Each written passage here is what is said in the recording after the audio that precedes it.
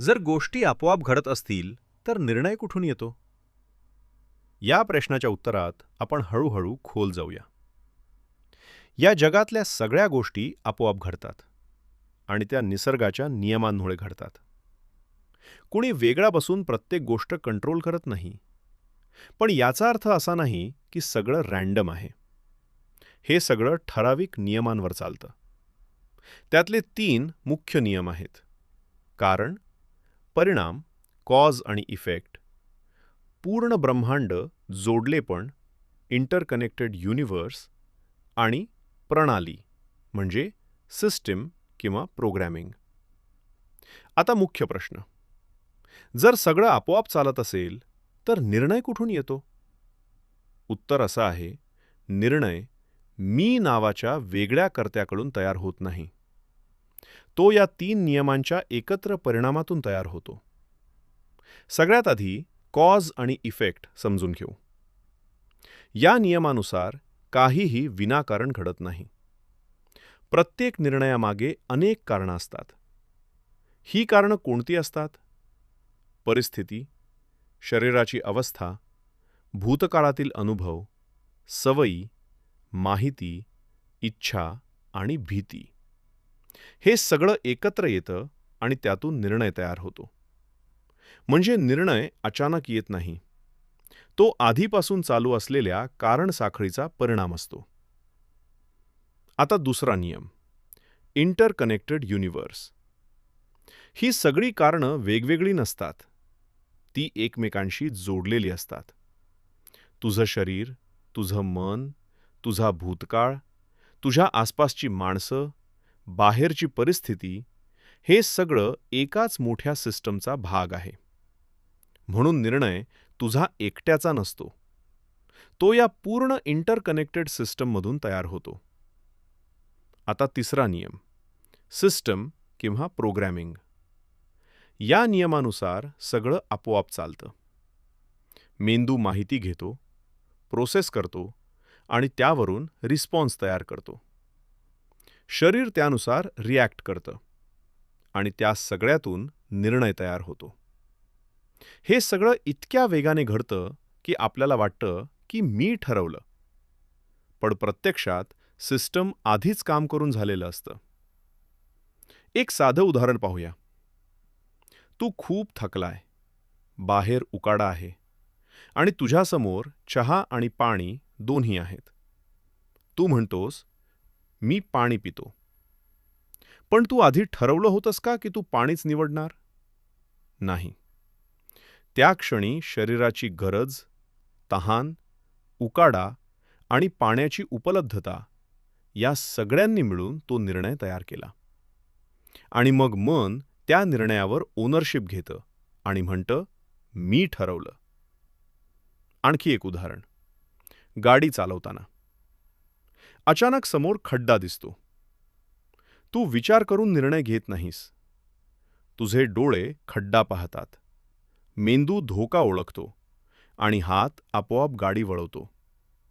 गाडी वाचते आणि मग विचार येतो, मी वाचवलं. म्हणजे कृती आधी झाली आणि मी केलं हा विचार नंतर आला. यातून एक महत्त्वाची गोष्ट समजते. मी निर्णय घेतो ही भावना प्रत्यक्ष कृतीचा स्रोत नाही.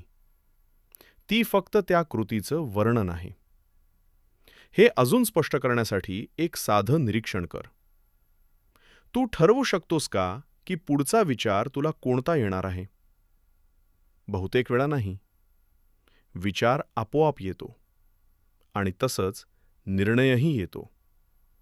याचा अर्थ असा नाही की कृती होत नाहीत. कृती होतात, निर्णय होतात, जीवन चालूच राहतं. पण ते वेगळा करता बसून बनवत नाही. ते निसर्गाच्या नियमांमुळे, कॉज आणि इफेक्ट, इंटरकनेक्शन आणि सिस्टम प्रोसेसिंग तयार होतात. शेवटी निष्कर्ष इतकाच. निर्णय होतो, पण तो कोणी वेगळा बसून घेत नाही. तो निसर्गाच्या नियमांमधून तयार होणारा एक प्रोसेस आहे. आणि मी ठरवलं ही भावना त्या प्रोसेसनंतर येणारी एक कथा आहे. जर स्वातंत्र्यकर्ता नसेल तर मग जबाबदारी कोणाची? सर्वात आधी थेट उत्तर व्यवहाराच्या जगात जबाबदारी व्यक्तीची असते. पण जेव्हा आतून खोल निरीक्षण केलं जातं तेव्हा वेगळा बसलेला मी करता आहे असा स्वतंत्रकर्ता सापडत नाही. म्हणजे आपल्याला 2 स्तर समजून घ्यावे लागतात, व्यवहाराचा स्तर आणि आतल्या निरीक्षणाचा स्तर. आता हे कसं समजायचं ते हळूहळू पाहू. रोजच्या आयुष्यात जबाबदारी कशी ठरते? समजा तू गाडी चालवत आहेस आणि सिग्नल तोडला. पोलीस काय म्हणतो? तू नियम तोडला. तो असा विचारत नाही, तुझा कर्ता नेमका कुठे आहे? समाज साधं पाहतो, शरीर, नाव, कृती, आणि म्हणतो ही कृती तू केली. म्हणून व्यवहारात जबाबदारी ठरवली जाते. कारण जर जबाबदारी ठरवली नाही तर समाजाची व्यवस्था चालणार नाही. पण आतून पाहिलं तर काय दिसतं? जेव्हा एखादी व्यक्ती स्वतःच्या अनुभवाकडे शांतपणे पाहते तेव्हा एक वेगळी गोष्ट दिसते. एखादी कृती होण्याआधी काय असतं? काही परिस्थिती, काही सवयी, काही माहिती, काही भावना, आणि या सगळ्यांचा एकत्र परिणाम म्हणून निर्णय येतो, कृती होते. म्हणजे संपूर्ण प्रक्रिया एक फ्लो सारखी दिसते. आणि या फ्लोमध्ये नीट पाहिलं तर वेगळा, स्वतंत्र, मी करता आहे असा कोणी स्पष्ट सापडत नाही. मग जबाबदारी म्हणजे नेमकं काय? जर स्वतंत्रकर्ता सापडत नसेल तर जबाबदारी म्हणजे काय? सोप्या शब्दात, जबाबदारी म्हणजे कृतीचे परिणाम स्वीकारणे. यात 3 गोष्टी असतात. कृती झाली, परिणाम आले, आणि त्या परिणामांतून शिकणं झालं. म्हणजे जबाबदारी म्हणजे परिणामांशी प्रामाणिक राहणं. जबाबदारी म्हणजे शिक्षा नाही, ती शिकणं आहे. एक साधं उदाहरण. गरम भांडे समजा. तू चुकून गरम भांडे पकडलंस. काय होतं? हात भाजतो, वेदना होते. हा परिणाम. पुढच्या वेळी तू काय करतोस? जपून पकडतोस. म्हणजे परिणाम झाला आणि त्यातून शिकणं झालं. इथे कोणी बसून असं म्हणालं नाही, मी करता आहे म्हणून मला शिक्षा झाली. तरीही शिकणं झालं. मी करता नाही म्हटल्यावर धोका कुठे आहे? कधीकधी लोक इथे एक चूक करतात. ते म्हणतात, मी करता नाही म्हणून काहीच फरक पडत नाही. पण हे चुकीचं आहे. कारण कृतीचे परिणाम तरीही येतात.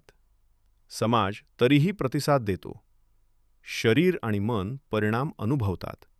म्हणून कर्तेपणावर प्रश्न असला तरी परिणामांपासून सुटका नसते. एक साधं उदाहरण समजा. बस आपोआप चालणाऱ्या सिस्टीमवर आहे. तरीही आपण ड्रायव्हर सीट पूर्णपणे रिकामी ठेवत नाही. कारण व्यवहारात जबाबदारीची रचना लागते. त्याचप्रमाणे आतून पाहिलं तर घटना फ्लोमध्ये घडतात. पण व्यवहारात जबाबदारी ठेवावी लागते. दोन्ही एकत्र चालतात. थोडक्यात आतून पाहिलं तर वेगळा, स्वतंत्र कर्ता सापडत नाही. पण बाहेरच्या व्यवहारात जबाबदारी ठरवावी लागते. हे दोन्ही विरोधी नाहीत. ते वेगवेगळ्या स्तरांवर खरं असू शकतं. निष्कर्ष. जबाबदारी मी करता आहे म्हणून येत नाही. ती येते कारण कृती झाली, परिणाम आले, आणि त्या परिणामांतून शिकणं झालं. म्हणजे कृती झाली, परिणाम आले, शिकणं झालं, पुढच्या कृतीत बदल झाला.